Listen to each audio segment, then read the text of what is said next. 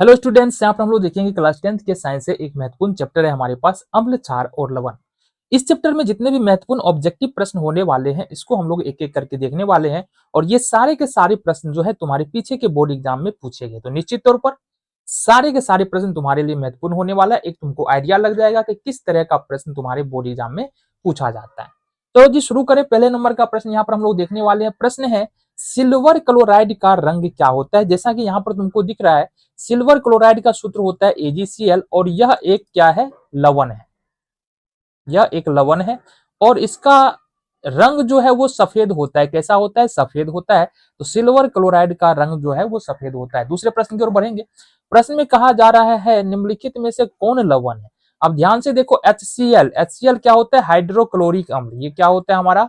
Hydrochloric hydrochloric अम्ल, ये अम्ल है हमारा। NaCl ये होता है सोडियम क्लोराइड, ये होता है हमारा सोडियम क्लोराइड।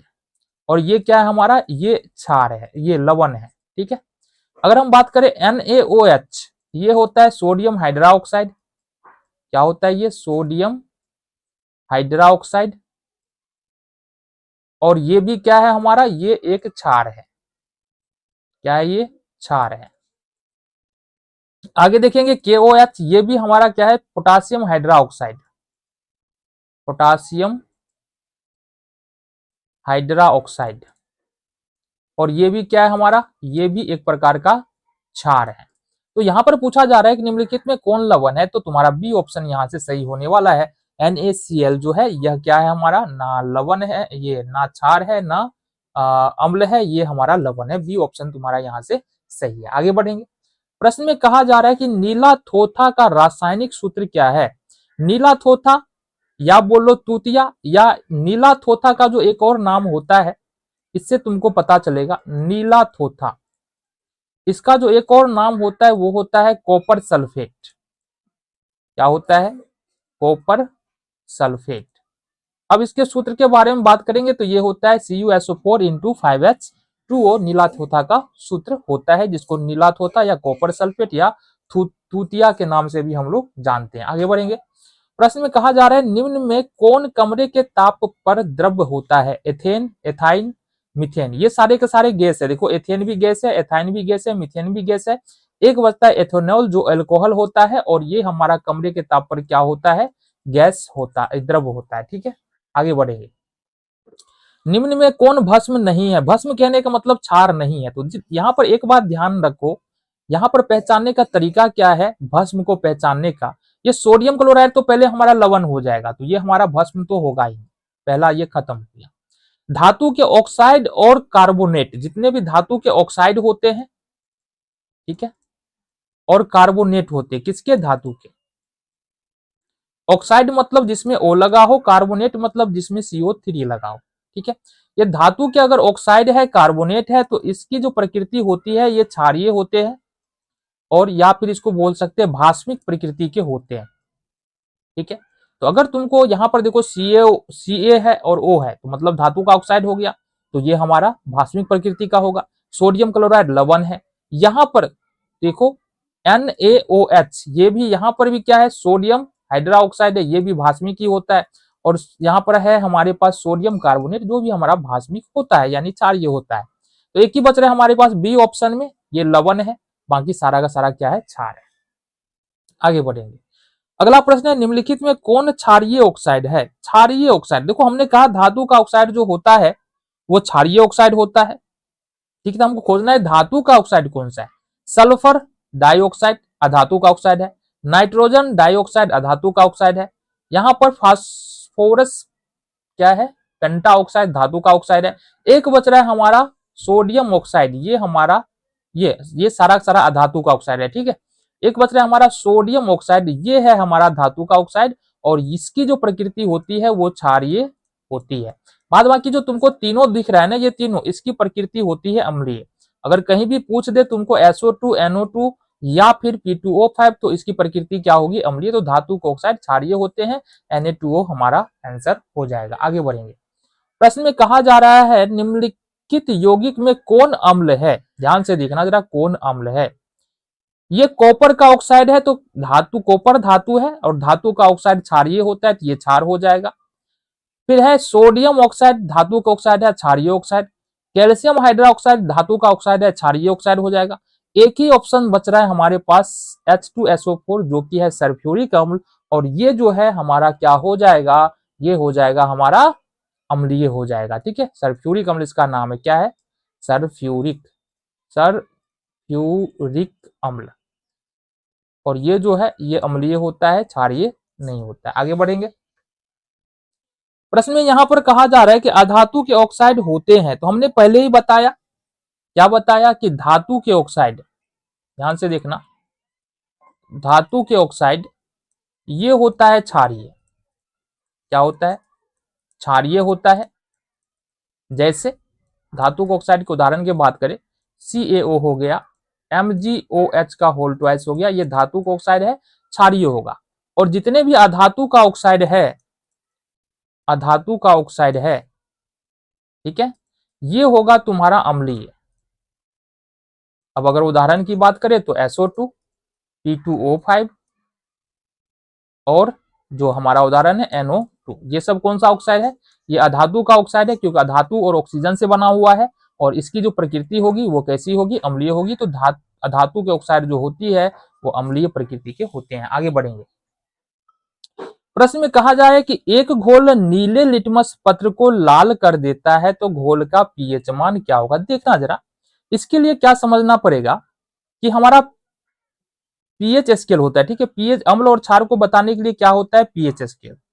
पीएच स्केल पर क्या होता है ना कि 1 से लेकर के, यानी बोल सकते हो 0 से लेकर के 7 तक चलेंगे और 7 से लेकर के फिर 14 तक चलेंगे। अगर 0 से 7 के बीच में है तो ये जो होता है कोई भी पदार्थ अम्लीय होता है। 7 से लेकर के 14 तक चलेंगे तो कोई भी पदार्थ क्षारीय होगा। और 7 पर किसी भी पदार्थ का जो होता है वो होता है उदासीन। 7 पर क्या होता है, उदासीन होता है। ये बात समझ में आ गया। अब कह रहा है कि एक घोल नीले लिटमस पत्र को लाल कर देता है। अब अगर कोई घोल नीले लिटमस पत्र को लाल करता है तो ये प्रकृति, ये जो गुण है अम्ल में होता है। अम्ल क्या करता है, अम्ल हमारा नीले लिटमस पत्र को, ठीक है, नीले लिटमस पत्र को लाल में बदल देता है। ये अम्ल में गुण होता है, ठीक है। तब होगा तो अम्ल, अब अम्ल है तो इसका मतलब इसका जो पीएच मान होगा वो 0 और 7 के बीच में होगा। तो यहाँ पर 0 और 7 के बीच में, मतलब हम बात करें तो 0 और 7 के बीच में कौन नजर आ रहा है, एक ही नजर आ रहा है, 2। ये तुम्हारा हो जाएगा। अगर कोई घोल नीले लिटमस पत्र को लाल कर देता है तो घोल का पीएच मान हमारा 2 हो जाएगा। आगे बढ़ेंगे। प्रश्न में कहा जा रहा है लोहा पर जिंक लेपित करने की प्रक्रिया को क्या कहते हैं। लोहा पर जिंक लेपित करने की प्रक्रिया को हम लोग बोलते हैं गैल्वेनीकरण। सी नंबर का ऑप्शन यहाँ पर तुम्हारा सही है। अब देखो, लोहा पर जिंक का लेपन या जिंक की परत इसलिए चढ़ाया जाता है ताकि लोहा जो है लंबे समय तक सुरक्षित रह सके, इसमें जंग नहीं हो, इसमें संक्षारण ना हो, इसलिए इसके ऊपर में जिंक की लेप चढ़ाया जाता है। और जब जिंक की लेप लोहा पर चढ़ा दिया जाता है तो इसको हम लोग गैल्वेनीकरण कहते हैं। आगे बढ़ेंगे। प्रश्न हमारे सामने, अम्लीय वर्षा के जल का पीएच मान होना चाहिए। अम्लीय वर्षा तभी होगा जब जल का पीएच मान 5.6 से, जो जल वर्षा से गिर रहा है उसका पीएच मान 5.6 से अगर कम है, ध्यान से रखना, अगर मान लो कि 5.5 आ रहा है, 5.0 आ रहा है, 5.3 आ रहा है, 4.2 आ रहा है, वर्षा के पीएच का मान अगर ये सब आ जाता है तो ये जो है हमारा अम्लीय वर्षा कहला जाएगा। ठीक है, आगे बढ़ेंगे। प्रश्न है, चींटी के डंक में कौन सा अम्ल पाया जाता है। तो चींटी के डंक में तुमको मेथेनोइक या फॉर्मिक अम्ल, कौन सा, मेथेनोइक अम्ल या फॉर्मिक अम्ल, इसी को हम लोग फॉर्मिक अम्ल भी बोलते हैं।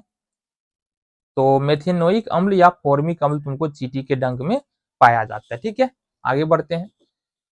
13 नंबर प्रश्न देखो, बुझा हुआ चूना, इसमें से बुझा हुआ चूना का सूत्र क्या है, जरा ये बताना। तो हम लोग जानते हैं कि बुझा हुआ चूना बोलते हैं CaOH का होल ट्वाइस कैल्शियम हाइड्रोक्साइड, इसको बोलते हैं बुझा हुआ चूना। क्या बोलेंगे, बुझा हुआ चूना। ठीक है, और दूसरा जो तुमको ऑप्शन में दे रखा है CaO, इसको बोलेंगे अनबुझा चूना, अनबुझा चूना, ये हो जाएगा तुम्हारा। ठीक है, आगे बढ़े, चलो। अम्ल और क्षार आपस में प्रक्रिया कर क्या बनाता है? जब भी अम्ल और क्षार, ध्यान से देखना, अम्ल और क्षार के बीच में रिएक्शन होगा, अभिक्रिया होगा, तो बनेगा क्या? एक तो लवण बनता है और दूसरा हमारा जल बनता है। जैसे उदाहरण के तौर पर अम्ल हम ले लेते हैं क्या? HCl, क्षार में हम ले लेते हैं NaOH। अब ये रिएक्शन करेगा तो क्या बना देगा? NaCl और प्लस में H2O। बनने वाला पदार्थ NaCl लवण है और H2 हम सबको पता है क्या है? जल है। तो अम्ल और क्षार अभिक्रिया करके लवण और जल बनाता है, तो लवण बनाता है। सी ऑप्शन हमारा यहाँ से सही है। प्रश्न में कहा जा रहा है निम्नलिखित में से कौन प्राकृतिक सूचक है? अब सूचक, अगर हमने अम्ल, क्षार और लवण चैप्टर पढ़ा है तो उसमें हमने पढ़ा है कि सूचक होता क्या है। सूचक एक ऐसा पदार्थ होता है जो अपने रंग या गंध में परिवर्तन ला करके हमको क्या बताता है कि कोई पदार्थ अम्लीय है या क्षारीय है। सूचक दो प्रकार का हमने पढ़ा है। पहला पढ़ा है एक प्राकृतिक सूचक। प्राकृतिक सूचक वैसा सूचक होता है जो प्राकृतिक, जिसको हम लोग बनाते नहीं है, जो प्राकृतिक रूप से पाया जाता है।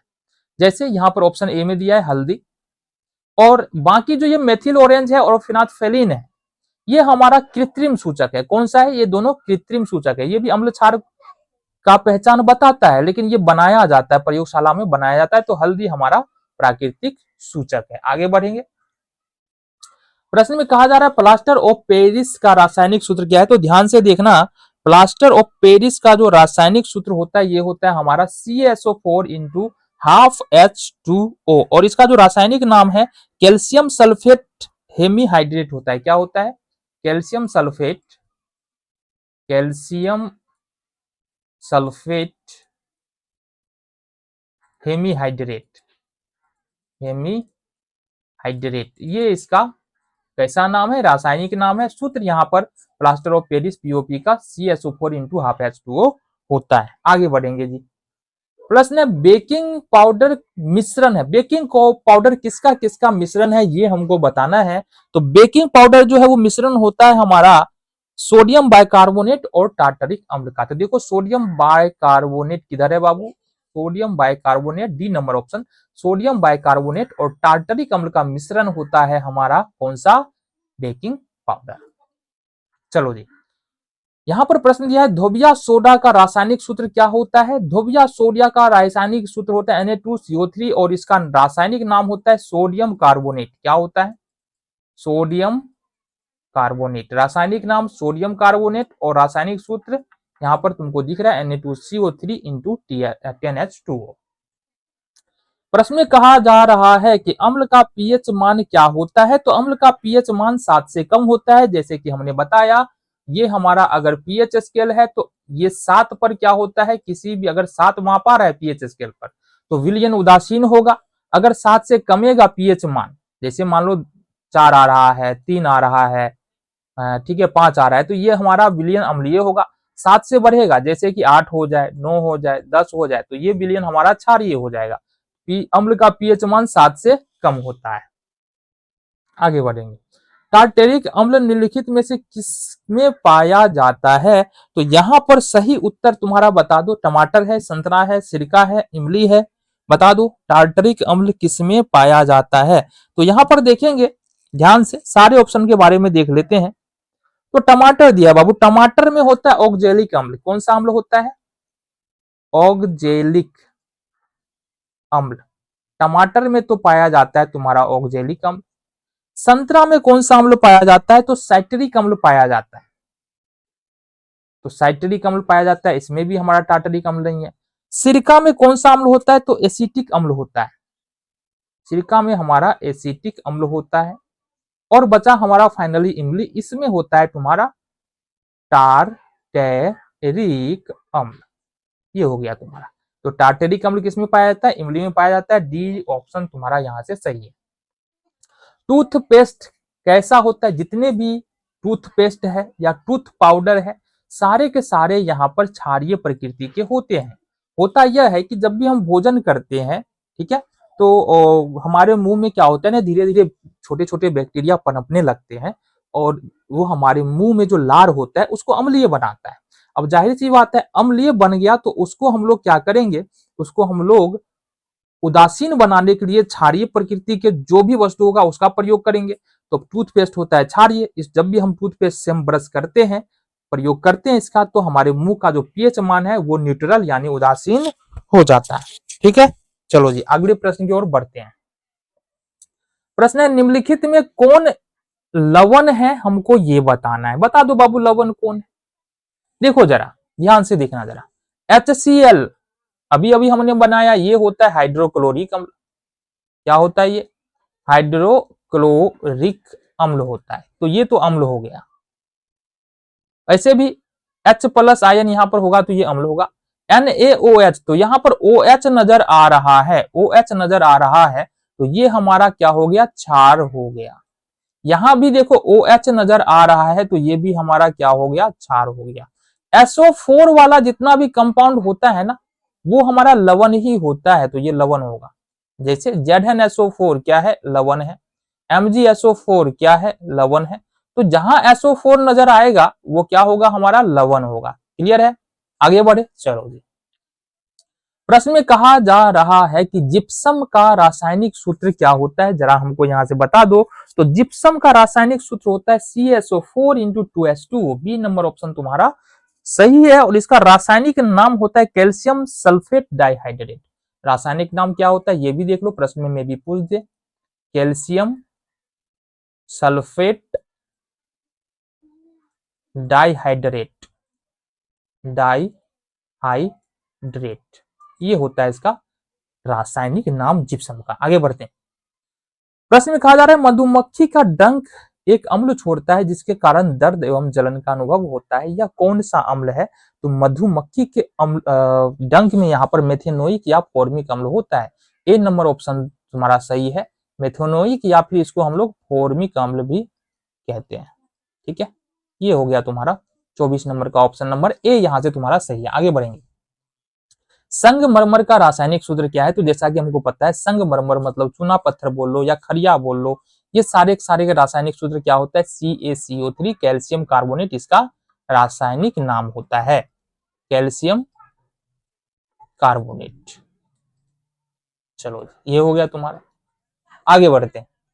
प्रश्न में कहा जा रहा है कि हमारे शरीर का पीएच मान कितने परास के बीच कार्य करता है। तो अगर तुम एनसीईआरटी अलग अलग जगहों पर अलग अलग लिखा हुआ है, कहीं पर 7 से 7.35 दिया है, कहीं पर 7.35 दिया है, कहीं पर 7.44 दिया है, बट अगर एनसीईआरटी की बात करते हो तो यह है तुम्हारा 7.70 से 7.8 के बीच में यहाँ पर हमारे शरीर का पीएच मान होता है। ठीक है, बस यही हमको लेकर चलना एनसीईआरटी ही। आगे बढ़ेंगे।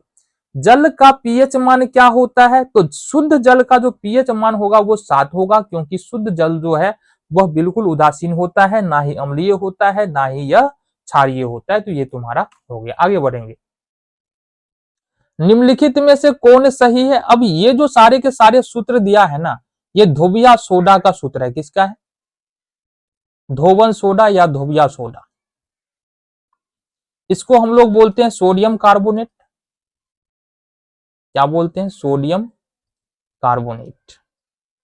और इसका जो सूत्र होता है, एक तो Na2CO3 होता है, ये तो सारे में Na2CO3, और इसके साथ जल के 10 क्रिस्टलीय अणु होते हैं, तो 10H2O यहां पर सही होगा। Na2CO3 × 10H2O। B number option तुम्हारा यहां से सही है। आगे बढ़ेंगे। प्रश्न में कहा जा रहा है कोई विलयन लाल लिटमस पत्र को नीला कर देता है, तो इसका पीएच मान संभव है। देखना जरा यहां पर एक बात समझो। अम्ल क्या करता है? अम्ल क्या करता है? नीले लिटमस पत्र को लाल करता है, नीला से लाल कर देता है ये। ठीक है, नीले लिटमस पत्र को लाल कर देता है। और क्षार क्या करता है? क्षार लाल लिटमस पत्र को नीला करता है, लाल से नीला करता है। अब हमको पता है कि अम्ल का मान होता है 0 से 7 के बीच में, और क्षार का मान होता है 7 से 14। पीएच स्केल पर देखेंगे 7 से 14 के बीच में होता है। अब यहां पर जाहिर सी बात है कि अगर कोई विलयन है जो लाल लिटमस पत्र को नीला कर रहा है, मतलब वो क्षार है, और क्षार है तो इसका पीएच मान 7 से 14 होगा, 7 से बड़ा होगा और 14 के बीच 14 छोटा होगा। तो 7 से बड़ा और 14 छोटा एक ही मान है, तुमको डी नंबर ऑप्शन यहां से सही है। आगे बढ़ेंगे। प्रश्न में कहा जा रहा है कि एल्यूमिनियम पर मोटी ऑक्साइड की परत बनाने की प्रक्रिया को क्या कहते हैं। तो एल्यूमिनियम पर मोटी परत बनाने की प्रक्रिया को हम लोग एनोडीकरण कहते हैं। अब एनोडीकरण क्यों करते हैं, एल्यूमिनियम पर ऑक्साइड की परत क्यों चढ़ाते हैं, क्योंकि जाहिर सी बात है एल्यूमिनियम को यदि बहुत समय तक खुले में छोड़ देंगे तो उस पर एक काली परत जमने लगती है, जिसके कारण एल्यूमिनियम क्या होता है, खराब होना शुरू हो जाता है। इससे बचाने के लिए यहाँ पर हम क्या करते हैं, एक ऑक्साइड की परत एल्यूमिनियम पर चढ़ाते हैं, जिसको हम लोग क्या बोलते हैं, एनोडीकरण बोलते हैं। आगे बढ़ेंगे। प्रश्न है, जब लिटमस विलयन नो तो अम्लीय है नो क्षारीय है तब इसका रंग कैसा होता है। जरा हमको बता दो, जब लिटमस विलयन ना अम्लीय होता है ना क्षारीय होता है तब ये बैगनी रंग का होता है। किस रंग का होता है, हमारा बैगनी रंग का होता है, ध्यान रखना। आगे बढ़ेंगे। प्रश्न में कहा जा रहा है, जब CO2 गैस को पानी में मिला दिया जाता है तो विलयन का पीएच मान कैसा होगा, जरा हमको ये बता। तो जाहिर सी बात है CO2 एक प्रकार का जो है ना, ये जाहिर सी बात है CO2 देखना, CO2 एक कैसा ऑक्साइड है, ये अधातु के ऑक्साइड है। कैसा ऑक्साइड है, अधातु का ऑक्साइड है। अब अधातु का ऑक्साइड जो है ना, ये क्या होता है, अम्लीय होता है कि क्षारीय होता है, ये होता है अम्लीय। तो अगर हम इसको किसी भी विलयन में सपोज पानी में ही मिलाते हैं CO2 का, तो पानी जो है ना हमारा क्या होगा, अम्लीय हो जाएगा। क्या हो जाएगा, अम्लीय। मतलब हमारा जो पीएच वैल्यू है वो 7 से कम हो जाएगा, क्योंकि अम्लीय जितने भी अम्लीय विलयन होते हैं उसका जो पीएच मान होता है वो 7 से कम होता है। सी ऑप्शन यहाँ से सही होगा। आगे बढ़ेंगे। प्रश्न है हमारे पास 33 नंबर क्वेश्चन है, विरंजक चूर्ण का सूत्र क्या होता है। विरंजक चूर्ण का सूत्र हमारा CaOCl2 होता है। ये तुम्हारा सी नंबर ऑप्शन यहाँ से सही है। प्रश्न में कहा जा रहा है, एसिटिक अम्ल का तनु विलयन के बारे में कौन सा अवलोकन सही है। तो एसिटिक अम्ल पहला है कि सिरका जैसी गंध देता है, प्याज जैसी गंध देता है, सरे अंडे की तरह गंध देता है, सरे मांस की तरह गंध देता है। तो जो एसिटिक अम्ल होता है ना वो सिरका जैसी गंध देता है, ना कि हमको प्याज, अंडा और मांस की तरह गंध देता है। ये ऑप्शन यहाँ से तुम्हारा सही होगा। प्रश्न है हमारे पास, एक्वारेजिया दो अम्लों से मिलकर के बनता है। एक्वारेजिया एक होता है HCl और दूसरा होता है हमारा यहां पर HCl और दूसरा होता है हमारा HNO3। इन दोनों अम्लों से मिलकर अगर इन दोनों अम्लों को मिलाए तो एक मिश्रण बनेगा, उस मिश्रण को हम एक्वारेजिया बोलते हैं। और एक्वारेजिया में HCl और HNO3 का जो रेशियो होता है वो 3:1 होता है, यानी 3 अनुपात HCl होगा 3 भाग और 1 भाग हमारा HNO3 होगा। चलो आगे बढ़ते हैं। प्रश्न में कहा जा रहा है, कोई विलयन नीले लिटमस पत्र को लाल करता है। अब जाहिर सी बात है, हमने कहा अगर कोई विलयन नीले लिटमस पत्र को लाल करे, नीले से लाल करे, नीले से लाल, ठीक है, लाला हो गया कोई नहीं, तो ये होता है अम्लीय। और अम्लीय विलयन का जो पीएच मान होता है वो क्या होता है, <<7 होता है। मतलब 7 से हमारा यहां पर पीएच मान कम होगा जो अम्लीय विलयन होगा। तो एक ही ऑप्शन तुमको नजर आ रहा है डी, तो अम्लीय विलयन का पीएच मान होगा 6। आगे बढ़ेंगे।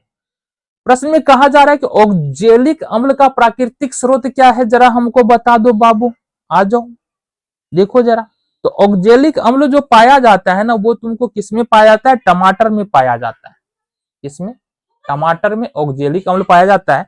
इसके अलावा अगर हम बात करें पालक, गोभी, नींबू, इन सब में भी किस किस में, पालक, गोभी, नींबू, इन सब में भी ऑक्जेलिक अम्ल तुम्हारा पाया जाता है। ठीक है, बी ऑप्शन यहां तुम्हारा सही होगा। आगे बढ़ेंगे।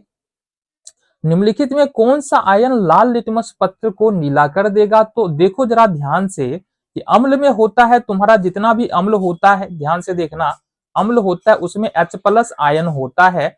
और अम्ल क्या करता है, अम्ल क्या करता है, नीले लिटमस पत्र को लाल कर देता है, नीला से लाल करता है। ठीक है, और क्षार में जो आयन होता है वो कौन सा आयन होता है, OH आयन होता है। और ये क्या करता है, लाल से नीला करता है, लाल लिटमस पत्र को नीला कर देता है।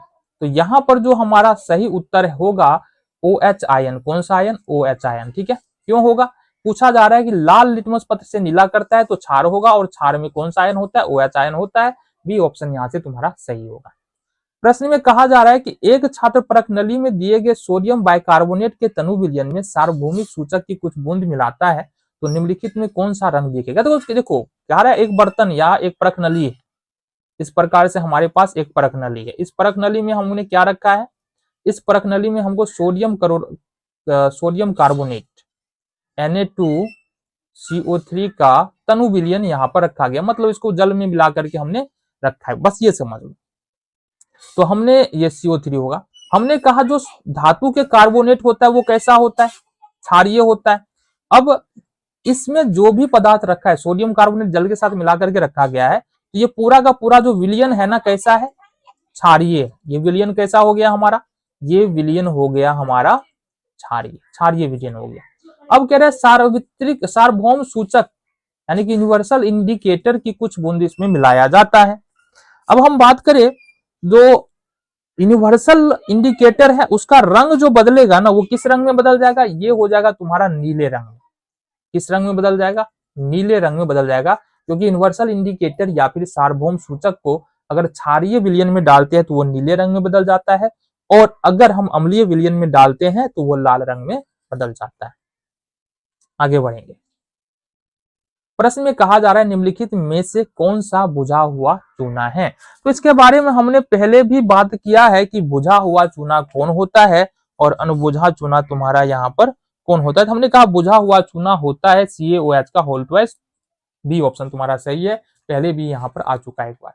प्रश्न है लवण Na2CO3 का जलीय विलयन के pH का मान क्या होगा, जरा ये हमको बता दो। तो जाहिर सी बात है, यहां पर है लवण Na2CO3 ना, ध्यान से देखना, लवण Na2CO3 के अम्लीय विलयन का मान क्या, ये जलीय विलयन का मान क्या होगा, ये हमको बताना है। तो Na2CO3 क्या होता है, ये क्षारीय होता है। क्या होता है, ये क्षारीय होता है। धातु का कार्बोनेट है तो क्षारीय होगा, और क्षारीय विलयन है मतलब 7 से अधिक होगा। बी ऑप्शन तुम्हारा यहां से सही होगा। आगे बढ़ेंगे। प्रश्न में कहा जा रहा है कि निम्नलिखित में किस विलयन का उपयोग दीवारों की सफेदी करने के लिए किया जाता है। तो यहां पर हम बताना चाहेंगे कि CaOH का उपयोग, OH का होल ट्वाइस जो कैल्शियम हाइड्रोक्साइड होता है, उसका उपयोग दीवारों पर सफेदी करने के लिए किया जाता है।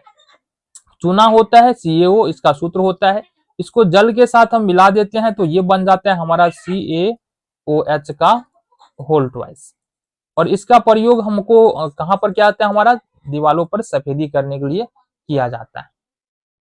अगले प्रश्न की ओर बढ़ेंगे। प्रश्न में कहा जा रहा है किसी रासायनिक यौगिक को गर्म करने पर प्लास्टर ऑफ पेरिस प्राप्त किया जा सकता है। किस रासायनिक यौगिक को गर्म करने पर प्लास्टर ऑफ पेरिस यहाँ पर हमारा प्राप्त किया जाता है। तो जाहिर सी बात है, यहाँ पर हमने कहा बाबू कि कैल्शियम सल्फेट डाइहाइड्रेट जिप्सम को गर्म करने पर, इसको जिप्सम को गर्म करने पर, जब हम ये जिप्सम का सूत्र भी देख लेते हैं, कैल्शियम ये होता है तुम्हारा जिप्सम का सूत्र CaSO4 into 2H2O। रासायनिक नाम होता है इसका क्या, रासायनिक नाम होता है कैल्शियम सल्फेट डाइहाइड्रेट, जो हमने पहले ही बताया। इसको जब 373 केल्विन पर गर्म करते हैं तो ये किस में बदल जाता है, ये बदल जाता है हमारा CaSO4 into half H2O, मतलब ये हमारा बन जाएगा क्या, प्लास्टर ऑफ पेरिस। और प्लस में हमारा डेढ़ अणु जो है जल का जो डेढ़ अणु है ये त्याग कर देगा, बाहर कर देगा। ठीक है, आगे बढ़ेंगे।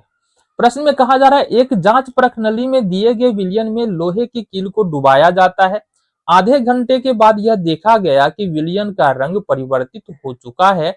उस जांच परख नली में विलयन था, बता दो जरा कौन सा विलयन था भाई साहब। तो यहां पर हम बताना चाहेंगे कि यहाँ पर जो विलयन था ना जांच परख नली में, वो किसका था, CuSO4 का, क्योंकि CuSO4 और Fe के बीच में रिएक्शन होगा, ये बनेगा FeSO4 और यहाँ पर Cu चला जाएगा बाहर। प्रश्न जरा ध्यान से देखना, लोहे की कील को डुबाया जाता है, आधे घंटे के बाद ये देखा गया विलयन का रंग परिवर्तित हो चुका है। तो यहाँ पर ध्यान से देखना, CuSO4 किस कलर का होता है, तुम्हारा नीले कलर का होता है, और लोहे की कलर देखेंगे तो लोहा किस कलर का होता है, हमारा भूरे रंग का होता है। जब लोहे को डालेंगे CuSO4 में तो ये हमारा FeSO4 बना देगा, जो विलयन का रंग है नीला से हमारा कैसा हो जाएगा, हरा हो जाएगा। कैसा हो जाएगा, हरा हो जाएगा। तो ये बी ऑप्शन तुम्हारा यहाँ से सही होगा। आगे बढ़ेंगे। प्रश्न में कहा जा रहा है उदासीन विलयन का पीएच मान कितना होता है, तो उदासीन विलयन का पीएच मान तुम्हारा 7 होता है, ये हमने पहले भी बताया है। चलो जी, प्रश्न कह रहा है कि साधारण नमक का रासायनिक सूत्र क्या होता है, तो साधारण नमक का रासायनिक सूत्र NaCl होता है, इसके बारे में हमने पहले भी बात किया है। निम्नलिखित में कौन दुर्बल अम्ल है, देखो HCl प्रबल अम्ल है, HNO3 प्रबल अम्ल है, H2SO4 प्रबल अम्ल है, एक ही अम्ल हमारे पास है CH3COOH, ये हमारा यहाँ से दुर्बल अम्ल है। ठीक है, इसको हम लोग बोलते हैं एसिटिक अम्ल। क्या बोलते हैं? एसिटिक अम्ल। ठीक है, इसको हम लोग एसिटिक अम्ल बोलते हैं और ये दुर्बल अम्ल है, खाने पीने की वस्तुओं में पाया जाता है। पहले वाले को हम लोग हाइड्रोक्लोरिक अम्ल, दूसरे वाले को हम लोग क्या बोलते हैं, इसको नाइट्रिक अम्ल बोलते हैं। ठीक है, और तीसरे वाले को हम लोग सल्फ्यूरिक अम्ल बोलते हैं। निम्नलिखित में कौन सा प्रबल अम्ल है, ये पूछा जा रहा है। तो ये सभी का सभी जो है सल्फ्यूरिक अम्ल, हाइड्रोक्लोरिक अम्ल और नाइट्रिक अम्ल, सभी का सभी हमारा क्या है, प्रबल अम्ल का उदाहरण है। प्रश्न में कहा जा रहा है कि विद्युत अपघटन में इलेक्ट्रॉन मुक्त होता है, तो विद्युत अपघटन जब भी किसी भी पदार्थ का करेंगे, जो इलेक्ट्रॉन मुक्त होगा वो कहां पर मुक्त होगा, जरा बता दो हमको। वो मुक्त होगा तुमको कहां पर, बताओ जरा। एनोड पर। कहां पर? एनोड पर। ये ऑप्शन तुम्हारा यहां पर सही होगा। 50वें नंबर का प्रश्न है, फेरस सल्फेट क्रिस्टल का रंग क्या होता है? फेरस सल्फेट FeSO4 जो क्रिस्टल होता है, इसका रंग कैसा होता है, जरा ये हमको यहां से बताना है। तो यहां पर जो फेरस सल्फेट क्रिस्टल है, इसका रंग नीला हरा होता है, नीला हरा होता है। तो यहां पर हमारे पास बी ऑप्शन यहां से सही है। आगे बढ़ते हैं। प्रश्न में कहा जाए कि अम्लीय ऑक्साइड के विलयन का पीएच क्या होगा? अम्लीय ऑक्साइड के विलयन का पीएच क्या होगा? 7 के बराबर होगा। अम्लीय ऑक्साइड, अब अगर कोई अम्लीय ऑक्साइड है तो वो अधातु का ऑक्साइड होगा, और अधातु का ऑक्साइड है और कह भी रहा है यहाँ पर अम्लीय ऑक्साइड है, तो अम्लीय पदार्थों का जो पीएच मान होता है 7 से कम होता है। तो सी नंबर ऑप्शन होगा, अम्लीय ऑक्साइड का जो पीएच वैल्यू होगा वो 7 से कम होगा। प्रश्न में कहा जा रहा है कि NaOH क्या है, तो NaOH जैसा कि यहाँ पर OH आयन आ रहा है, तो ये क्षार हो जाएगा बाबू, बी ऑप्शन यहाँ से सही है। प्रश्न में कहा जा रहा है निम्नलिखित में से पीएच का कौन सा मानक क्षारक विलयन को प्रदर्शित करता है, तो 7 से ऊपर और 14 तक जितने भी वैल्यू होते हैं ये क्षारक के मान को प्रदर्शित करता है। डी ऑप्शन सही है, 7 और 14 के बीच में डी ऑप्शन ही आ रहा है हमारा। आगे बढ़ेंगे। सल्फ्यूरिक अम्ल का अनुसूत्र क्या होता है? H2SO4 सल्फ्यूरिक अम्ल का अनुसूत्र होता है। निम्नलिखित में कौन आयनिक यौगिक है, हमको ये बताना है। देखो आयनिक यौगिक कब बनता है, जरा बताओ हमको। आयनिक यौगिक जो बनता है ना, वो धातु और अधातु के बीच में बनता है। यहां देखेंगे कार्बन और हाइड्रोजन दोनों अधातु है, कार्बन ऑक्सीजन दोनों अधातु है। यहाँ पर कैल्शियम क्लोरीन एक धातु है एक अधातु है, तो जाहिर सी बात है कैल्शियम धातु क्लोरीन अधातु, तो ये हमारा कौन सा यौगिक हो जाएगा? आयनिक यौगिक हो जाएगा। प्रश्न यहाँ पर देखो 56 नंबर का प्रश्न है, सोडियम कार्बोनेट के जलीय घोल में मिथाइल ऑरेंज का घोल मिलाने पर घोल का रंग परिवर्तित होकर कैसा हो जाएगा? और जरा 56 नंबर के प्रश्न के बारे में बात करें तो जाहिर सी बात है हमको क्या पता है कि मिथाइल ऑरेंज जो है ना वो नारंगी रंग का होता है। किस रंग का होता है, जरा ध्यान से देखना। मिथाइल ऑरेंज जो है वो कैसा होता है? नारंगी रंग का। ठीक है, चलो ये बात हमको समझ में आ गया। अब ध्यान से देखो कि अगर ये किसी अम्लीय विलयन में डालते हैं मिथाइल ऑरेंज को, अगर अम्लीय विलयन में डालेंगे तो ये किस रंग का हो जाएगा? ये हो जाएगा लाल रंग का। और अगर हम इसको क्षारीय विलयन में डालते हैं, मिथाइल ऑरेंज को अगर हम क्षारीय विलयन में डालते हैं तो ये हो जाएगा हमारा पीले रंग का।